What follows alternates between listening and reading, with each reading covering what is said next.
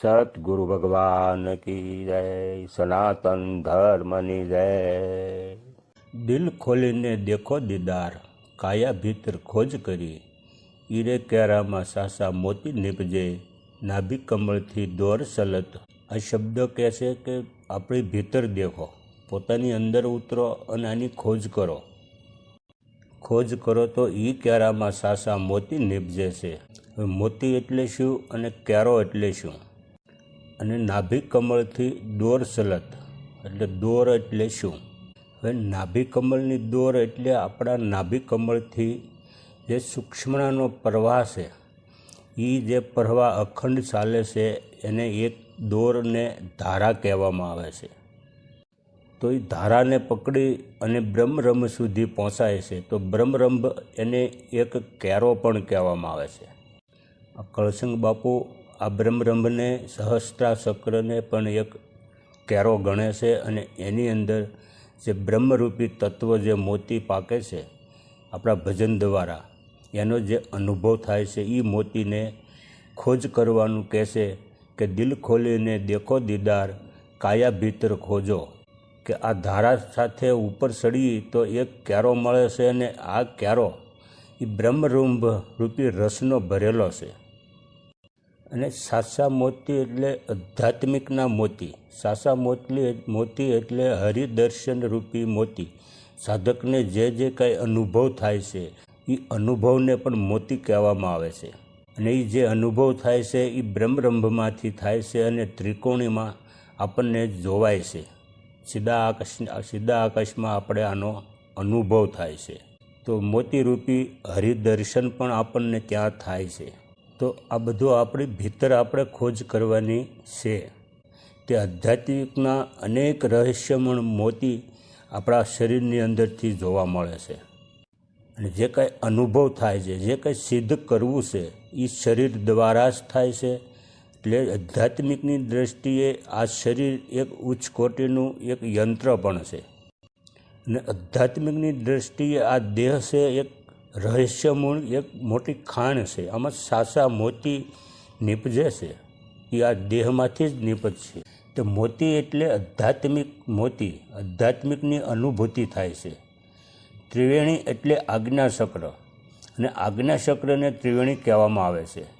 ત્યાં ત્રણ નાડીઓ પણ મિલન થાય છે, ગંગા, યમુના અને સરસ્વતી। તેવી જ રીતે આ સ્થાનને પ્રયાગરાજ પણ આપણે કહેવાય છે।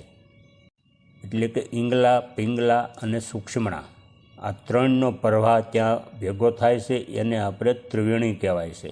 એટલે આપણું આ આજ્ઞાચક્રને ત્રિવેણી કહેવાય। હવે આ ત્રિવેણીમાં ટંકશાળ પડી, એટલે આ ટંકશાળ એટલે સોના રૂપાના નાણાંની નથી।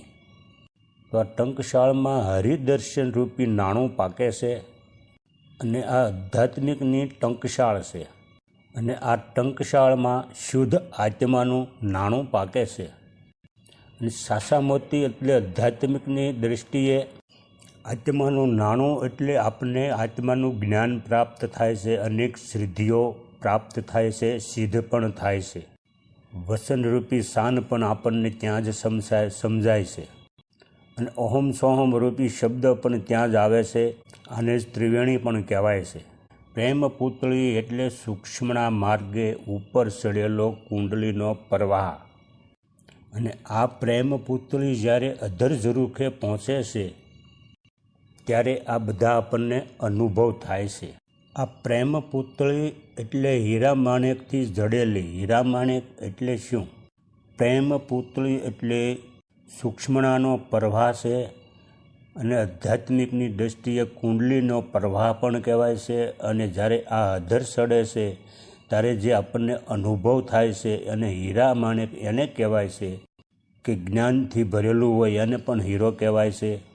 ઓહમ સોહમ જેવા નાદો સંભળાય છે, હરિદર્શન થાય છે, આધ્યાત્મિકની અનુભવી થાય છે, સાધના આપણી પાકે છે। આ બધા જ ગુણ આ પ્રેમ પૂતળી દ્વારા થાય છે। એટલે જ આ કુંડલીને પ્રેમ પૂતળી હીરાથી જડેલી કહેવામાં આવે છે। અને આ પૂતળી બ્રહ્મરંભામાં પહોંચે ત્યારે શું થાય? કળસંગ ભગત પણ કહે છે કે ત્યારે હીરા માણેકની હાર જડી ત્યારે આધ્યાત્મિકની અનુભૂતિની હેલી જામે છે। કે પંચમ દેશમાં બંસરી વાગી, ધ્યાન ધરો તો નોબત વાગી. આ પંચકોશ વિદ્યાનું દર્શન છે. આ આત્માને 5 આવરણ છે.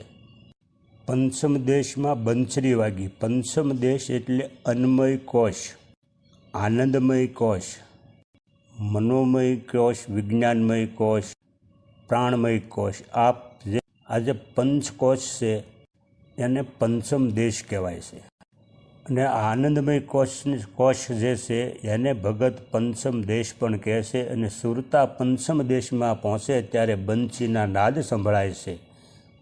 અને બંસીના નાદ એટલે અનાહત નાદનું એક સ્વરૂપ છે. અને બંસી નાદ એટલે પરમાત્માનો જીવાત્માને પોતાની પાસે આવવા માટેનો જે સાદ કરે છે એને એક નાદ પણ કહેવાય છે.